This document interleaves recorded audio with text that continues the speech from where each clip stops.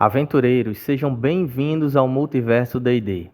Mestre JV aqui. Se você é iniciante no RPG ou está planejando começar uma nova aventura ou campanha e não sabe o que o seu personagem irá fazer, esse vídeo é para você, pois iremos analisar por completo quais as funções de cada personagem e o que elas significam dentro de uma mesa de RPG. Então se preparem para mais essa aventura e vem comigo. Talvez você esteja interessado em jogar com um guerreiro e dominar o campo de batalha com a sua maestria em combate, ou então segurar as linhas de frente com seu clérigo anão, quem sabe usar a poderosa magia arcana do mago para dominar os diversos aspectos dentro do combate. Antes de decidir qualquer coisa, precisamos entender quais as diferenças entre cada função e suas responsabilidades dentro de uma mesa de RPG.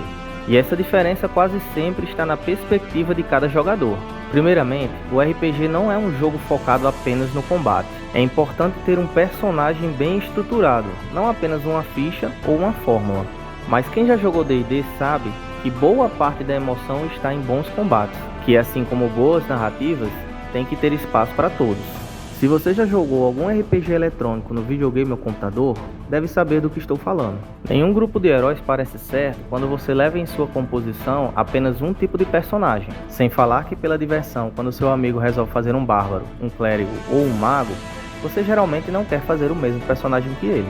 Isso não é uma regra, mas por experiência própria, quanto maior for a diversidade entre os personagens, mais dinâmica e divertida tende a ser a sua experiência. Além do mais, cada tipo de personagem corresponde a uma função diferente, e assim vocês vão poder suprir todas as necessidades de cada aspecto de uma mesa de RPG.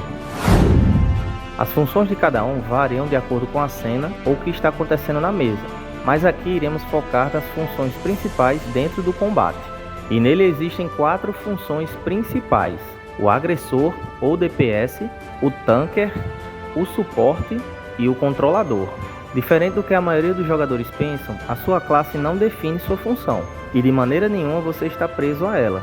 Um bom exemplo disso seria o mago, que pela sua variedade de magias, pode suprir tranquilamente as necessidades nas funções de agressor, controlador e suporte. Você deve pensar na sua classe como um tipo de direcionamento, um caminho no qual se torna mais efetivo a evolução do seu personagem. Isso fará você entender melhor como cada função se encaixa e qual a sua responsabilidade dentro dela. Você estará mais propenso a algumas coisas, mas abraçar uma função ou outra é uma escolha totalmente sua. Precisamos entender que o que faz de um personagem um agressor está em ele utilizar todos os seus turnos e recursos para causar o máximo de dano possível. Do mesmo modo que um controlador costuma usar as suas ações para controlar todos os aspectos no campo de batalha. Por exemplo, se você é um mago, um ótimo controlador, diga-se de passagem, mas gasta todos os seus turnos e recursos usando bolas de fogo, não importa nem um pouco o fato de você poder usar magias que atrapalham seus inimigos, como medo e padrão hipnótico. Esse tipo de conduta fará do seu mago mais um agressor do que um controlador. Do mesmo modo, se você é um bárbaro e se recusa a atacar com seu machado e utiliza seus turnos para derrubar e agarrar os inimigos, você estará longe de ser um bom agressor. Então lembre-se, a sua classe não define a sua função. O que você faz dentro do combate, sim. Dito isso, vamos deixar de enrolação e vamos analisar cada uma das funções do combate. O agressor ou DPS talvez seja a função mais simples e chamativa das 4, e para alguns jogadores, talvez essa seja a única função verdadeira.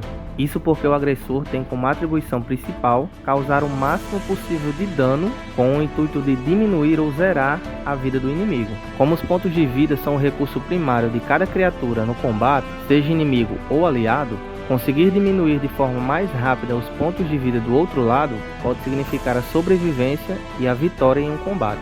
Então, por definição, causar dano é uma atribuição ofensiva, e será seu objetivo zerar o recurso primário dos inimigos antes que os seus acabem. Porém, por mais simples que isso possa parecer, causar dano exige muita estratégia e objetividade. Quanto maior o número de inimigos, mais complexa se torna sua tarefa, que irá exigir tenacidade, observação e planejamento. Um bom agressor de alvo único nem sempre é um bom agressor de múltiplos alvos. Na verdade, um tipo chega a ser bem diferente do outro. Um agressor de um único alvo tende a eliminar a ameaça mais rápido, diminuindo o número de ações por turno do grupo rival, fazendo a balança de ações do turno de combate pender para o seu lado. Em troca desse poder mais focalizado, o agressor de alvo único tende a ter um dano menos eficiente quando se tratando de hordas. O preço para diminuir o número de ações do grupo inimigo, neutralizando oponentes de forma mais seletiva, é ser menos eficiente contra vários inimigos de uma só vez. Por isso não se deve subestimar a complexidade de um bom agressor. Agora que já esclarecemos que para ser um bom agressor não basta atacar de forma aleatória, deixaremos claro que o tanque também está longe de ser apenas uma gigantesca quantidade de pontos de vida e classe de armadura, apesar de que esses dois requisitos fazem uma grande diferença. Para começar, o tanque, assim como o agressor, tem influência direta e sua atribuição está ligada ao recurso primário de vida do seu grupo, mas tancar não significa ter muita vida, mas sim o quanto que o seu personagem consegue defender a vida. Se atacar é uma atribuição ofensiva ligada a finalizar o combate, tancar seria a atribuição defensiva da mesma natureza. O que define um bom tanker é a sua capacidade de proteger esse recurso. Então sim, ter uma boa quantidade de PVs e uma CA elevada ajuda muito. Mas lembre-se que o seu papel é proteger os pontos de vida do grupo inteiro, não apenas os seus, pois se eles caírem, você continua perdendo. Por exemplo, um bárbaro que tem resistência a todos os tipos de dano quando em fúria, não será de muita serventia se ficar atrás do mago apenas disparando flechas enquanto o mago é alvejado. Ser um bom tanker está em conseguir defender a vida de todo o grupo dos ataques inimigos, e isso tende a ser uma tarefa cada vez mais difícil, pois lidando com criaturas mais inteligentes, se tornar alvo delas não será uma tarefa tão trivial. Usar os seus recursos para prender os inimigos junto a você enquanto seus companheiros desempenham suas funções em segurança, assim como evitar combates desnecessários para poupar os recursos e a vida do seu grupo, essas sim são atribuições de um bom tanker. Até o momento, falamos muito sobre pontos de vida e o quanto eles são importantes para a finalização de um combate, mas essa não é a única maneira de se garantir a vitória e está longe de ser a mais eficiente. A atribuição de controlar envolve quebrar o que chamamos de balança das ações do combate e na capacidade de fazer isso sem envolver o recurso primário, ou seja, a vida. Mas calma que vamos explicar.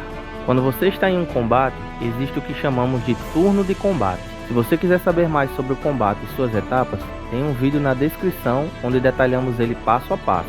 E ele é composto por um número limitado de ações. Algumas são do seu grupo, outras do grupo inimigo. Quando uma criatura zera seus pontos de vida, ela está caída e suas ações param de contar para o turno de combate. De maneira narrativa, ela pode ter morrido ou apenas desmaiado, mas matematicamente falando, ela apenas saiu do combate, assim sendo menos uma ação do grupo inimigo e aumentando sua vantagem sobre ele. Muitos jogos têm apenas a função de ataque e defesa, como por exemplo jogos de luta, jogos de tiro e até alguns tabuleiros. Mas no RPG você não está limitado a atacar a balança das ações do grupo inimigo apenas pelos pontos de vida. O jogo traz vários mecanismos que dão a possibilidade de paralisar, imobilizar, enfeitiçar e até banir os seus adversários. Esses recursos permitem a você limitar as ações dos seus oponentes e muitas vezes impedi-las por completo. E essa é a função de um controlador. Um bom controlador junta recursos a fim de desregular a balança das ações em vantagem para seu grupo. Semelhante a um agressor, existem recursos de alvo único, como também recursos em área, e a complexidade só aumenta quando se trata de pensar em se defender dessas ofensivas.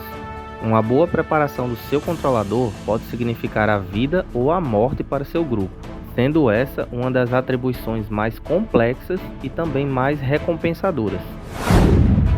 De maneira muito parecida com os tankers, é de senso comum o pensamento que o suporte deve focar apenas na cura para seu grupo.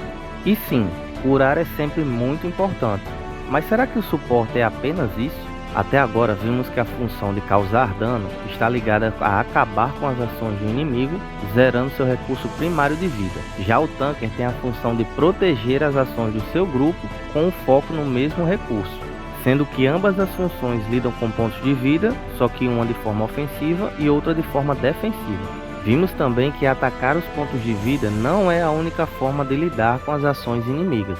E assim como o tanker é a contraparte defensiva do agressor, O suporte será a contraparte defensiva do controlador. Como suporte, você também irá lidar com a balança das ações de forma tangencial, porém o seu foco estará em capacitar e até potencializar as ações do seu grupo. Digamos que a ação de atacar de um guerreiro vai gerar 10 pontos de dano no inimigo. O controlador tentará reduzir esse dano, talvez para 5, infligindo algum tipo de penalidade ou dificuldade para o guerreiro. O suporte, por outro lado, tentaria potencializar essa ação, fazendo o dano ser bem maior.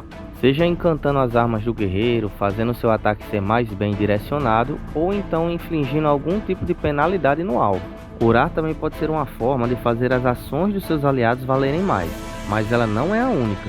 Quando seu bárbaro está com poucos pontos de vida e está com receio de usar o seu ataque descuidado, é nesse momento que a sua cura fará a ação dele ser mais efetiva, permitindo que ele seja ofensivo por mais tempo.